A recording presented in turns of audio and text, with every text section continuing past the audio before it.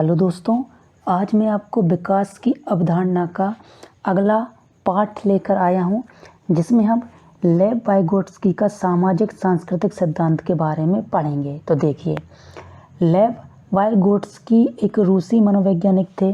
तो लेव वाइगोट्स्की कहाँ के थे? वह रूस के रहने वाले थे, जिन्होंने बच्चों के संज्ञानात्मक विकास को समझने के लिए एक सामाजिक सांस्कृतिक दृष्टिकोण प्रस्तुत किया। तो बच्चे के संज्ञान को समझने के लिए कि बच्चा कैसे सीखता है, बच्चा कैसे अधिगम करता है, अधिगम में किन समस्याओं का सामना करना पड़ता है और अधिगम करते हुए क्या चीज़ें उसको प्रभावित करती हैं, इसके लिए सामाजिक सांस्कृतिक दृष्टिकोण क्या किया उन्होंने प्रस्तुत किया। पियाजे के विपरीत, जिन्होंने व्यक्तिगत खोज और परिपक्वता पर अधिक जोर दिया है, वाइगोट्स्की ने तर्क दिया कि बच्चे अपने पर्यावरण में मौजूद अन्य लोगों जैसे माता पिता, शिक्षक, सहकर्मी के साथ बातचीत करके सीखते हैं। तो लेव वाइगोट्स्की क्या कहते हैं कि जो बच्चे होते हैं वह अपने अधिगम को अपने पर्यावरण यानी अपने इन्वायरमेंट से सीखते हैं, और उस इन्वायरमेंट में माता पिता शामिल होते हैं। तो वह अपने माता पिता से बात करके, उनको देखकर, उनका अनुकरण करके सीखते हैं। बच्चे स्कूल भी जाते हैं, तो बच्चे स्कूल में जो शिक्षक पढ़ाते हैं या शिक्षक जो चीज़ें करते हैं उनका क्या करते हैं, अनुकरण करते हैं। सहकर्मी से तात्पर्य है कि आप जहाँ भी काम करते हैं, बच्चे जिस स्कूल में पढ़ते हैं वहाँ पर उसके दोस्त होंगे, तो दोस्त उसके सहकर्मी कहलाएंगे। तो दोस्त किस प्रकार की बातें करते हैं, दोस्त किस प्रकार के क्रियाकलाप करते हैं, दोस्त कैसे अधिगम करते हैं, उनके द्वारा वह सीखता है, और उनके साथ बातचीत करके और अपने सांस्कृतिक उपकरणों जैसे भाषा या प्रतीक का उपयोग करके सीखते हैं। तो बच्चे अपने संस्कृति के द्वारा भी सीखते हैं, यानी कि वह जिस समाज में रहते हैं, समाज में जो संस्कृति को फॉलो किया जाता है उसमें भाषा भी रहती है, उसमें प्रतीक चिन्ह भी रहते हैं कि क्या क्या प्रतीक चिन्हों का प्रयोग किया जाता है, और भी अन्य प्रकार के प्रतीकों का प्रयोग किया जाता है, उनके द्वारा बच्चे सीखते हैं। और मुख्यतः बच्चे भाषा के द्वारा भी सीखते हैं ना। और देखिए, वाइगोट्स्की के अनुसार संज्ञानात्मक विकास एक सामाजिक प्रक्रिया है। बच्चे अकेले अपने ज्ञान का निर्माण नहीं करते, बल्कि वे सामाजिक अंतःक्रियाओं के माध्यम से ज्ञान और कौशल का अंतरीकरण करते हैं। कहने का तात्पर्य है कि बच्चे अपने ज्ञान का निर्माण कैसे करते हैं। बच्चे अपने ज्ञान का निर्माण अकेले नहीं करते हैं, यह बात याद रखिएगा। बच्चे अपने ज्ञान का निर्माण लोगों के साथ अंतःक्रिया करके ज्ञान का और कौशल का निर्माण करते हैं। बच्चे तमाम लोगों से बात करते हैं, अपने दोस्तों से बात करते हैं, अपने रिश्तेदारों से बात करते हैं, अपने भाई बहन से बात करते हैं जो उनसे बड़े हैं या जो उनसे छोटे हैं। बच्चे अपने माता पिता से बात करते हैं, समाज के अन्य लोगों से बात करते हैं। तो वह बात के जरिए और वह जो अनुकरण करते हैं उस अनुकरण को सीखकर, और वह जो अधिगम करते हैं उस अधिगम को सीखकर ही वह क्या करते हैं, ज्ञान का निर्माण करते हैं और कौशल का निर्माण करते हैं। यह बात याद रखिएगा। अब वाइगोट्स्की के सिद्धांत की मुख्य अवधारणाएं की कॉन्सेप्ट क्या है? पहला है सामाजिक अंतःक्रिया। क्या बोलते हैं? वाइगोट्स्की के सिद्धांत का मूल है सीखना और विकास समाज के अन्य लोगों के साथ बातचीत करके यह माध्यम से होता है। तो देखिए, बच्चे अपने अधिगम का विकास कैसे करते हैं? तो वह सीख कर, और वह सीखते कैसे हैं? अन्य लोगों के साथ बातचीत करके, अन्य लोगों के साथ क्रिया करके, कार्य करके, अंतःक्रिया करके बच्चे अन्य लोगों के साथ क्या करते हैं, सीखते हैं। और देखिए, बच्चे अपने माता पिता, शिक्षक, बड़े भाई बहन और साथियों के साथ बातचीत करके महत्वपूर्ण ज्ञान, कौशल और दृष्टिकोण प्राप्त करते हैं। जब बच्चे अपने माता पिता से बात करते हैं, जब बच्चे अपने शिक्षक से बात करते हैं, जब बच्चे अपने छोटे भाई या बड़े भाई बहन से बात करते हैं, या बच्चे जिस क्लास में पढ़ते हैं वहाँ पर अपने दोस्तों के साथ क्या करते हैं, बातचीत करते हैं। तो बातचीत में बहुत सारी चीज़ें शामिल होती हैं। उसमें अधिगम शामिल होता है, तर्क वितर्क शामिल होता है, और क्या होता है, अनुकरण शामिल होता है। तो इससे वह क्या करते हैं, ज्ञान का विकास करते हैं, कौशल का विकास करते हैं और दृष्टिकोण का विकास करते हैं। यह बात याद रखिएगा। और क्या है, उनके अनुसार सभी उच्च मानसिक कार्य पहले सामाजिक स्तर पर दो लोगों के बीच और फिर व्यक्तिगत स्तर पर बच्चे के भीतर विकसित होता है। तो देखिए, बच्चे का जो मानसिक विकास है यानी उच्च मानसिक विकास कैसे होगा, जैसे दो व्यक्ति आपस में कार्य कर रहे हैं, उन दोनों कार्यों को बच्चा देख रहा है, तो वह उस कार्य को देखकर उसका अनुकरण करके उसके साथ अंतःक्रिया करके अपने कौशल का निर्माण करते हैं, अपने दृष्टिकोण का विकास करते हैं, साथ ही अपने क्या करते हैं, सीखने का विकास करते हैं उन दोनों के जो कार्य कर रहे हैं उनके द्वारा। फिर जब वह दोनों के कार्य को देखकर सीख जाता है तब वह व्यक्तिगत स्तर पर बच्चे के भीतर क्या होता है, कार्य विकसित होता है, कार्य के बारे में तर्क वितर्क करता है। व्यक्तिगत स्तर पर वह अधिगम जो सीखा होता है उस पर तर्क वितर्क करता है, जो कौशल सीखा होता है उस पर तर्क वितर्क करता है, और यदि उसके जीवन में कोई समस्या आती है तो उस समस्या का निराकरण वह करता है तर्क वितर्क के द्वारा। अब संस्कृति आ गई, और देखिए संस्कृति संज्ञानात्मक विकास को आकार देने में महत्वपूर्ण भूमिका निभाती है। कहने का तात्पर्य है कि आपकी संस्कृति जिन चीज़ों को फॉलो करती है संज्ञानात्मक विकास करने में वह क्या करती है, मदद करती है। यदि आपके समाज में रूढ़िवादिता फैली हुई है तो बच्चों का विकास कम होगा, लेकिन आपकी संस्कृति में खुलापन है। खुलापन से तात्पर्य कि समाज के नियमों को माना जाता है, समाज में अच्छा किया जाता है, और समाज में साइंस यानी विज्ञान और प्रौद्योगिकी को माना जाता है, शिक्षा को माना जाता है, तो बच्चे उसके द्वारा अपना संज्ञानात्मक विकास तेजी से करते हैं। और देखिए इसमें वे उपकरण, मूल्य, विश्वास, रीति रिवाज और सामाजिक प्रथाएं शामिल हैं जो एक समाज के भीतर मौजूद होती हैं। देखिए जब एक समाज बनता है तो समाज में बहुत सारे उपकरण रहते हैं, नियम कानून रहते हैं, समाज में बहुत सारे क्या रहते हैं, मूल्य रहते हैं, समाज में बहुत सारे क्या रहते हैं, विश्वास रहते हैं, रीति रिवाज रहती हैं, परंपराएं रहती हैं, प्रथाएं रहती हैं।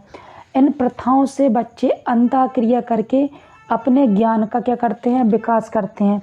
यदि प्रथाएं रूढ़िवादी होंगी, नियम कानून रीति रिवाज रूढ़िवादी होंगे, जिसमें आगे बढ़ने की चीज़ें उसमें शामिल नहीं होंगे, तो समाज का विकास नहीं हो पाएगा। अब देखिए जैसे अमेरिका है, अमेरिका के समाज में खुलापन है, साथ ही अमेरिका के समाज में साइंस को ज़्यादा माना जाता है, तो इसलिए अमेरिका ज़्यादा क्या कर रहा है, उन्नति कर रहा है। जैसे वेस्टर्न कंट्री हुई, यूरोपियन कंट्री ज़्यादा विकास कर रहे हैं, लेकिन इसी की तुलना में क्या अफ्रीका की अधिकांश देश की बात ही करें तो वहाँ रूढ़िवादिता है, वहाँ पर रीति रिवाज बहुत ही पुराने हैं, ओल्ड हैं, साथ ही वहाँ एजुकेशन ज़्यादा विकसित नहीं है। इसी के कारण जो अफ्रीका है वह अमेरिका की तुलना में ज़्यादा विकास नहीं कर पा रहा है। और देखिए बच्चे अपनी संस्कृति में उपलब्ध संज्ञानात्मक उपकरणों, भाषा, लेखन, संख्या प्रणाली और मानचित्र का उपयोग करके सोचते हैं और समस्याओं को हल करते हैं। तो देखिए बच्चे किसी भी समस्या को हल करने में भाषा का प्रयोग करते हैं। भाषा जितनी परिष्कृत होगी, भाषा जितनी ज़्यादा विकसित होगी, लेखन जितना ज़्यादा विकसित होगा, लेखन का प्रयोग जितना ज़्यादा किया जाएगा, और गणित यानी संख्या प्रणाली से तात्पर्य गणित से, गणित का प्रयोग जितना ज़्यादा किया जाएगा, और मानचित्रों का प्रयोग एजुकेशन में, शिक्षा में जितना ज़्यादा किया जाएगा, बच्चे उतने बेहतर तरीके से सोचेंगे और समस्याओं को उतना बेहतर तरीके से हल कर पाएंगे, तर्क वितर्क कर पाएंगे, और समस्या को कुछ ही मिनट में या कुछ घंटों में क्या कर लेंगे, हल कर लेंगे। और देखिए उदाहरण के तौर पर एक ग्रामीण बच्चे का समस्या समाधान का तरीका शहरी बच्चे से अलग होता है, क्योंकि उनके सांस्कृतिक अनुभव और उपलब्ध उपकरण भिन्न होते हैं। बिल्कुल सही है।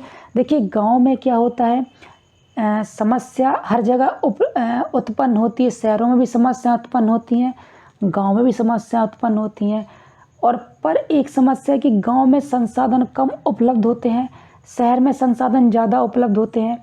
गांव में उस समस्या को हल करने के लिए आपको तर्क वितर्क देने वाले लोग कम होते हैं, क्योंकि वहाँ पर ज्ञान सीमित होता है, लेकिन शहर में उस समस्या को हल करने के लिए तर्क वितर्क देने वाले लोग ज़्यादा होंगे और समस्या के बारे में ज़्यादा लोग परिचित होंगे, तो वह आपकी समस्या को हल करने में ज़्यादा उपयोगी साबित होंगे। इसलिए शहर का बच्चा किसी समस्या को ज़्यादा बेहतर तरीके से हल कर पाएगा, ठीक है, क्योंकि वहाँ समस्या को समझने वाले और उसको हल करने वाले लोग ज़्यादा होंगे। अब देखिए भाषा भी सामाजिक विकास में, संज्ञानात्मक विकास में महत्वपूर्ण योगदान देती है। कैसे, अब हम देखेंगे। वाइगोट्स्की ने भाषा को संज्ञानात्मक विकास का सबसे महत्वपूर्ण उपकरण माना है। उनके अनुसार भाषा न केवल संचार का माध्यम है, बल्कि यह सोच और समस्या समाधान का भी एक साधन है। देखिए, भाषा बहुत ही ज़रूरी होती है। भाषा का जितना ज़्यादा विकास होगा, आप समस्या को उतने बेहतर तरीके से समझ पाएंगे, आप उतनी ज़्यादा बुकों को पढ़ पाएंगे, आप उस बुक के द्वारा समस्या का समाधान कर पाएंगे। आप देख सकते हैं कि अधिकांश बुकें इंग्लिश में लिखी जाती हैं, हिंदी में कम लिखी जाती हैं, आप देख सकते हैं। इसलिए आप देखेंगे कि जो व्यक्ति इंग्लिश बुकों को ज़्यादा पढ़ते हैं उनका नॉलेज थोड़ा सा बेहतर होता है, क्योंकि हिंदी में जो रहती हैं वह बुक अधिकांश लेखकों की उपलब्ध नहीं हो पाती हैं जो वेस्टर्न कंट्री में रहती हैं। ठीक है, यह बात याद रखिएगा। यदि मैंने कोई चीज़ गलत बोल दी हो तो इसके लिए मैं माफ़ी चाहता हूँ आपसे। अब है निजी बात यानी प्राइवेट स्पीच। बच्चे अक्सर खुद से बात करके, विशेषकर छोटे बच्चे सीखते। देखिए, बच्चे खुद से बात करते हैं, जो छोटे बच्चे होते हैं वह गुड़िया से बात करते हैं, डॉल से बात करते हैं। तो अब क्या होता है कि उनमें जो विकास होता है छोटे बच्चों का, वह खुद से बात करके ही उनका विकास होता है। और देखिए, वाइगोट्स्की ने इसे निजी वाक कहा है। इससे बच्चे स्वयं के व्यवहार को विनियमित करने और अपनी सोच को निर्देशित करने के लिए महत्वपूर्ण संज्ञानात्मक उपकरण माना है। पियाजे ने इसे अहम केंद्रित वाक माना था और इसे अपरिपक्वता का संकेत बताया था, लेकिन वाइगोट्स्की इसे सीखने की प्रक्रिया का एक अभिन्न अंग मानते हैं। निजी वाक क्या है कि बच्चे खुद से बात करते हैं कि इस समस्या को हम कैसे हल कर पाएंगे, खुद ही अंदर सोचते हैं। जैसे इंट्रोवर्ट कहा जाता है कुछ लहजे में। जो इंट्रोवर्ट लोग होते हैं, अंतर्मुखी जो लोग होते हैं, वह खुद से बात करते हैं। ऐसे बच्चे क्या होते हैं, छोटे में इंट्रोवर्ट होते हैं, निजी बात करते हैं, निजी बात बोलेंगे, जैसे अहम केंद्रित भी बोलेंगे। यहाँ पर आपने लिखा होगा जिसे निजी बात कहते हैं, यानी वह स्वयं से बात करते हैं कि मैं यह चीज़ें कैसे करूँगा, इन्हें किस प्रकार करना है, इसे हल कैसे करना है, इसे सुसंगठित कैसे करना है। यह सभी बातें निजी वाक में आती हैं और यह बच्चे के संज्ञानात्मक विकास में क्या करती है, महत्वपूर्ण भूमिका निभाती है। जबकि जो पियाजे हैं इसे अहम केंद्रित कहते हैं और पियाजे इसे अपरिपक्वता का संकेत मानते हैं, क्योंकि बच्चे स्वयं से बात करके करते हैं, जबकि आप दूसरों से बात करेंगे तो आप ज़्यादा बेहतर तरीके से आप किसी समस्या को हल कर पाएंगे। लेकिन वाइगोट्स्की इसे क्या कहते हैं, सीखने की प्रक्रिया का एक अभिन्न अंग मानते हैं। यह बात भी आप समझ गए होंगे। देखिए, जैसे जैसे बच्चे बड़े होते हैं, निजी वाक यानी आंतरिक वाक या विचार में बदल जाता है। तो जो निजी बात होती है वह आंतरिक वाक यानी इनर स्पीच में, जब वह बड़े होते हैं तो वह उस चीज़ में बदल जाती है। और देखिए, वाइगोट्स्की के सिद्धांत के प्रमुख घटक क्या हैं। वाइगोट्स्की के सिद्धांत के 3 महत्वपूर्ण अवधारणाएं हैं जो सीखने और विकास की प्रक्रिया को समझती हैं। जैसे अधिक जानकार अन्य, मोर नॉलेजेबल अदर, MKO, जैसे MKO कहा जाता है। यह CTET, UPTET और MPTET में भी पूछा जाता है। देखिए, MOK, मोर नॉलेजेबल अदर, वह व्यक्ति होता है जिसके पास शिक्षार्थी की तुलना में किसी विशेष कार्य, अवधारणा या कौशल के बारे में अधिक ज्ञान या बेहतर कौशल होता है। तो देखिए, यह किसी चीज़ के बारे में बहुत ज़्यादा जानकारी रखते हैं या किसी विशेष कार्य या विशेष चीज़ में या विशेष क्षेत्र में या के बारे में अधिक जानकारी रखेंगे, उसके कौशल में अधिक रखेंगे और उसके बारे में समस्या समाधान का भी कौशल बेहतर होता है। देखिए, और क्या है, MKO एक शिक्षक, माता पिता, बड़ा भाई बहन, सहकर्मी या कोई अन्य वयस्क हो सकता है। यह एक किताब, कंप्यूटर या कोई अन्य साधन भी हो सकता है जो बच्चे को सीखने में मदद करते हैं। जो MK होता है वह बच्चे को क्या करता है, नॉलेज देता है, किसी समस्या को हल करने में मदद करता है। साथ ही यदि उसे अपने जीवन के किसी क्षेत्र में समस्या जा रही है तो जो MKO होगा उसे जानकारी देगा और समस्या समाधान में मदद करेगा और उसके नॉलेज को, उसके अधिगम को, उसके संज्ञानात्मक विकास को बढ़ाने में क्या करेगा, मदद करेगा। और देखिए, MKO बच्चे को उसके वर्तमान स्तर से आगे बढ़ने में मदद करता है। जो MK होता है, मोर नॉलेजेबल अदल्ट, यह व्यक्ति के वर्तमान स्तर से, यानी वर्तमान उसके पास जो जानकारी है उस जानकारी में क्या करता है, बढ़ोतरी करता है, उस जानकारी को बढ़ाता है और उसे आगे बढ़ने में क्या करता है, मदद करता है। देखिए समीपस्थ विकास क्षेत्र, zone of proximal development, GPD, यह भी सीटीईटी में बहुत ही ज़्यादा पूछा जाता है। देखिए क्या है, यह वाइगोट्स्की के सिद्धांत की सबसे महत्वपूर्ण अवधारणा है। जेडपीडी एक बच्चे के वास्तविक विकासात्मक स्तर जो वह स्वतंत्र रूप से कर सकता है, उसके संभावित विकासात्मक स्तर वह जो किसी अधिक जानकार या अन्य की सहायता से कर सकता है, बीच के अंतर है। तो यह क्या है, जेडपीडी। देखिए एक बच्चे को जो पूर्व ज्ञान है वह ज्ञान और बच्चे को जो नया ज्ञान मिलेगा, इस ज्ञान में जो बढ़ोतरी होगी, इसके बीच जो अंतर होगा वह जेडपीडी कहा जाएगा। जेडपीडी क्या है, बच्चे का जो पूर्व ज्ञान है और जो व्यक्ति उसे नॉलेज देगा, उसके ज्ञान में जो बढ़ोतरी करेगा, उसके बीच का जो अंतर है वह जेडपीईडी कहा जाता है। और देखिए क्या है, यह वह क्षेत्र जहाँ अधिगम सबसे प्रभावी ढंग से होता है, क्योंकि यह बच्चे के आंतरिक स्तर को बढ़ाने में मदद करता है, आंतरिक बुद्धिमत्ता को बढ़ाने में जेडपीडी सहयोग करता है। और देखिए उदाहरण के लिए एक बच्चा 5-10 तक की गिनती कर सकता है वास्तविक स्तर, लेकिन किसी की मदद से वह 20 तक गिनती कर सकता है संभावित स्तर। 10 और 20 के बीच अंतर जेडपीडी है। उसे सीखने के लिए मार्गदर्शन की आवश्यकता, यानी बच्चे को 10 तक का दुनिया आता था, लेकिन 20 तक की दुनिया सीखने में किसी व्यक्ति ने मदद की, तो 10 की दुनिया और 20 की दुनिया में जो अंतर आया वो क्या है, जेडपीडी है। इससे बच्चे का विकास होगा, उसका आंतरिक विकास होगा, साथ ही बच्चे की आंतरिक बुद्धिमत्ता में वृद्धि होगी, उसके अधिगम में वृद्धि होगी, उसके तर्क वितर्क में वृद्धि होगी और समस्या को हल करने में भी जेडपीडी क्या करेगा, मदद करेगा। और देखिए पाड़ या मचान, इसके फोल्डिंग ये भी बहुत ज़रूरी है।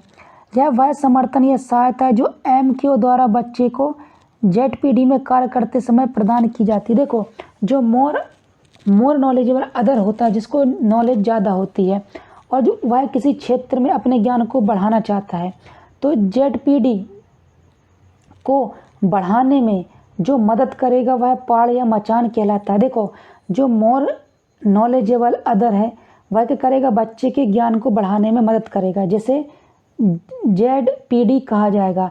तो जेडपीडी में जो आपने मदद की वही पाड़ और स्कैफोल्डिंग है, यानी एमक्यू के द्वारा जो जेडपीडी में मदद की जाती है वही पाड़ या मचान। और देखिए पाड़ एक अस्थायी सहायता है जिसे धीरे धीरे हटा लिया जाता है जैसे ही बच्चा स्वतंत्र रूप से कार्य करने में सक्षम होता है।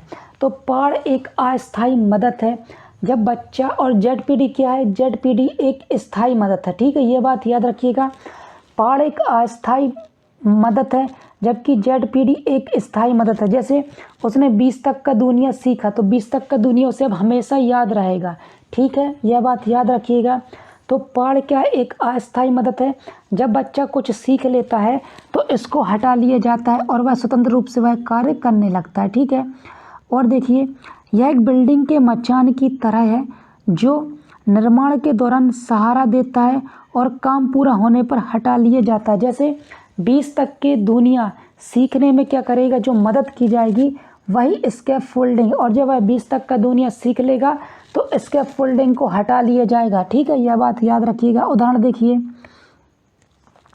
एक शिक्षक किसी बच्चे को एक कठिन गणित की समस्या को हल करने में मदद करने के लिए संकेत दे सकता है, चरणों को सरल बना सकता है और शुरुआती चरणों में अधिक सहायता प्रदान कर सकता है। यानी बच्चे को किसी गणित को हल करने में या गणित के किसी क्वेश्चन को हल करने में क्या कर रहा है, वह मदद कर रहा है, वह उसको संकेत दे रहा है और चरणों को बता रहा है कि किस प्रकार किन चरणों को आप फॉलो करके गणित की समस्या को हल कर सकते हैं, यही स्कैफोल्डिंग। और देखिए एक माता पिता अपने बच्चे को साइकिल चलाना सिखाते समय पीछे पकड़ते और धीरे धीरे छोड़ देते हैं। जैसे एक बच्चा साइकिल सीख रहा है तो साइकिल सीखते समय आप धीरे धीरे उसकी साइकिल को पकड़कर उसे कुछ दूरी तक साइकिल चलाना सिखाएंगे, तो इसे ही पाड़ कहते हैं।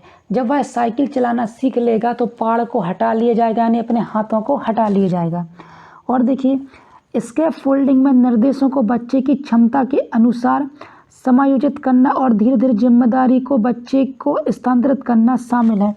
यानी स्कैफोल्डिंग में आप उनको धीरे धीरे मदद करते हैं और उनको स्वतंत्र होने में मदद करते हैं। यानी आप स्कैफोल्डिंग इस तरीके से मदद करते हैं कि धीरे धीरे उनके अंदर स्वतंत्रता का विकास हो सके, उनमें समस्या हल करने की परमानेंट क्षमता आ जाए, इसे ही स्कैफोल्डिंग कहते हैं। अब देखो शिक्षक नेतार्थ क्या है, एजुकेशन इम्प्लीकेशन क्या है। देखिए वाइगोट्स्की का सिद्धांत शिक्षा के लिए महत्वपूर्ण निहितार्थ रखता है। सहयोगात्मक अधिगम, बच्चे एक दूसरे से सीख सकते हैं। सहकर्मी शिक्षण, खासकर जब वे जेडपीडी में होते हैं। तो देखिए बच्चे एक दूसरे से अंतःक्रिया करके बात कर क्या करते हैं, वह सहयोगात्मक अधिगम करते हैं, यानी एक दूसरे से सीखते हैं, एक दूसरे की मदद करके। अब है शिक्षक की भूमिका। शिक्षक को एक सुविधा प्रदाता और मार्गदर्शक के रूप में कार्य करना चाहिए, जो बच्चों को उनकी जेडपीडी में कार्य करने के लिए आवश्यक पाठ प्रदान करते हैं। तो बच्चों को 20 तक का दुनिया सिखाने के लिए, 30 तक का दुनिया सिखाने के लिए आप जो मदद करते हैं और जो उसके पूर्व की ज्ञान है और जो उसके नया ज्ञान में अंतर होता है, वह जेडपीडी कहा जाता है। और जेडपीडी के लिए आप जो मदद करते हैं उसे ही पाठ कहा जाता है, स्कैफोल्डिंग कहा जाता है और पाठ प्रदान किया जाता है। देखिए सांस्कृतिक उपकरणों का प्रयोग। शिक्षा में भाषा, प्रतीक, उपकरण और अन्य सांस्कृतिक संदर्भों का उपयोग किया जाना चाहिए ताकि बच्चे अपने ज्ञान का निर्माण कर सकें। तो बच्चों को सिखाने के लिए आप अपनी भाषा को, प्रतीक चिन्हों को और उपकरण जो आप शिक्षा में प्रदान कर रहे हैं या सांस्कृतिक संदर्भ या सांस्कृतिक भाषा का आप प्रयोग कर रहे हैं, वह सरल होने चाहिए, सहज होने चाहिए, जिससे बच्चा आसानी से आपकी चीज़ों को समझ सके, उसमें तर्क वितर्क कर सके और उनके ज्ञान को प्रदान हो सके। अब है अनुपाती सहायता। शिक्षकों को यह पहचानना चाहिए कि प्रत्येक बच्चे की जेडपीडी और सीखने की गति अलग अलग होती है, उन्हें तदनुसार सहायता प्रदान करनी चाहिए। बिल्कुल सही। देखिए हर बच्चे का जो ज्ञान होता है वह अलग अलग होता है, उसकी मानसिक क्षमता, संज्ञानात्मक क्षमता अलग अलग होती है, उनका आईक्यू भी अलग अलग होता है। कुछ बच्चे जेडपीडी में जल्दी सीख जाएंगे, कुछ बच्चे पहाड़ में यानी स्कैफोल्डिंग में जल्दी सीख जाएंगे, जबकि कुछ बच्चे जेडपीडी में कम सीखेंगे, स्कैफोल्डिंग में कम सीखेंगे। इसलिए उनको उनके ज्ञान के अनुसार सहायता देनी चाहिए। और देखिए भाषा का महत्व। कक्षा में भाषा के उपयोग को बढ़ावा देना चाहिए, जिसमें निजी वाक को भी महत्व देना शामिल है, क्योंकि यह बच्चों की सोच को विकसित करता है। आपने निजी वाक पढ़ी ली होगी, जिसे इनर स्पीच कहा जाता है। बच्चों के अंदर स्वयं बात करने की क्षमता विकसित करनी चाहिए, बच्चों के अंदर स्वयं समस्या को हल करने की क्षमता विकसित करनी चाहिए, वह अपने अंदर समस्या समाधान की काबिलियत को विकसित करें, टीचर को यह करना चाहिए। अब देखिए और क्या है। संक्षेप में वाइगोट्स्की का सिद्धांत इस बात पर जोर देता है कि बच्चे अपने सामाजिक सांस्कृतिक परिवेश के साथ बातचीत करके और अधिक जानकार व्यक्तियों के मार्गदर्शन में सबसे प्रभावी ढंग से सीखते हैं। देखिए बच्चे अपने समाज से सीखते हैं और समाज में जो अलग अलग टाइप के लोग रहते हैं उनसे अंतःक्रिया करके, उनसे मार्गदर्शन लेकर ही प्रभावी ढंग से क्या करते हैं, वह सीखते हैं। और देखिए सीखते हैं, यह सक्रिय, सहयोगात्मक और संदर्भ आधारित सीखने पर केंद्रित होता है। इसमें बच्चे दूसरे के साथ क्रिया करके सक्रिय होते हैं, दूसरों के साथ, व्यक्तियों के साथ वह सहयोग करते हैं। इससे उनके ज्ञान का क्या होता है, विकास होता है, उनके अधिगम का विकास होता है, उनके संज्ञानात्मक का विकास होता है, मनोसामाजिकता का विकास होता है और उनकी सामाजिक सांस्कृतिक का विकास होता है। तो दोस्तों आपको वीडियो कैसा लगा कमेंट बॉक्स में ज़रूर लिखाएं। मैं अपने टीचिंग में और क्या सुधार करूं, आप कमेंट बॉक्स में ज़रूर लिखिएगा, ताकि मैं एक बेहतर टीचर बन सकूं, क्योंकि आप ही मेरी फैमिली हैं और आप ही की सजेशन से मैं बेहतर टीचर बन पाऊंगा।